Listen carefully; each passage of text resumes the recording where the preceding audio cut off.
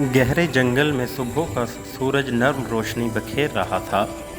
درخت سرسبز، پرندے رنگین اور تتلیاں ہوا میں رقص کرتی ہوئی نظر آ رہی تھی۔ ہر طرف سکون ہی سکون تھا، ایسا لگتا تھا جیسے جنگل خود مسکرا رہا ہو۔ اسی پرسکون جنگل میں ایک نہایت خوبصورت اور سمجھدار ہرن رہتی تھی، رایا۔ چمکتی آنکھیں، نرم چال اور دل میں سب کے لیے محبت۔ رایا ایک شفاف ندی کے کنارے کھڑی تھی، ہوا کے جھونکے اس کے کانوں سے کھیر رہے تھے۔ وہ ہمیشہ سے جنگل کی سب سے ذہین اور بہادر رہنے والی تھی۔ لیکن اچانک جنگل کے کنارے سے دھول اڑنے لگی، زمین ہلنے لگی، پرندے خوفزدہ ہو کر اڑ گئے۔ دور سے بڑی بڑی مشینیں جنگل کی طرف بڑھ رہی تھیں اور جنگل کا سکون ٹوٹ چکا تھا۔ قدیم برگد کے درخت کے نیچے جانور گھبرائے ہوئے جمع تھے۔ بندر چیخ رہے تھے، خرگوش جھاڑیوں میں چھپ گئے تھے، ہاتھی پریشان ہو کر ایک دوسرے سے بحث کر رہے تھے۔ سب صرف ایک ہی بات کہہ رہے تھے، ہم کیا کریں، ہمارا گھر خطرے میں ہے۔ رات ڈھل چکی تھی اور چاندنی ہر طرف پھیلی ہوئی تھی۔ اسی وقت جنگل کے سب سے عقل مند جانور بوڑھا الو ایک روشن شاخ پر بیٹھا رایا کو بلاتا ہے۔ وہ آہستہ سے بولا، رایا، اگر تم چاہو تو جنگل بچ سکتا ہے۔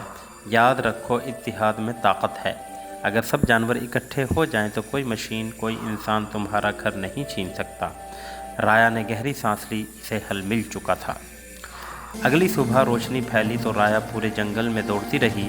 وہ ہر جانور کو پیغام دیتی، اگر ہم اکٹھے ہوں گے تو ہمارا جنگل بچ جائے گا۔ پرندے، ہاتھی، شیر، بندر، چیونٹیاں، ہر کوئی ایک جگہ جمع ہونے لگا۔ فضا میں امید کی خوشبو جاگ گئی۔ مگر وقت کم تھا، مشینیں تیزی سے درخت کاٹ رہی تھیں، لمبے لمبے درخت گر رہے تھے، گھونسلے ٹوٹ رہے تھے، جنگل چیخ رہا تھا۔ اور پھر رایا ایک بڑے پتھر پر چڑھی اور بلند آواز میں بولی، دوستو، یہ جنگل صرف میرا نہیں، ہمارا ہے۔ جب تک ہم ایک نہیں ہوں گے، ہم اپنی زمین نہیں بچا سکیں گے۔ آج ہم مل کر اپنے گھر کی حفاظت کریں گے۔ پھر ایسا منظر بنا جو پہلے کبھی نہیں دیکھا گیا تھا۔ چھوٹے بڑے، کمزور طاقتور، سب جانور اکٹھے ہو گئے۔ ایک زبردست گونجدار للکار ہوئی، ہمارا جنگل، ہماری طاقت۔ زمین تک کانپ اٹھی، مشینیں رک گئیں۔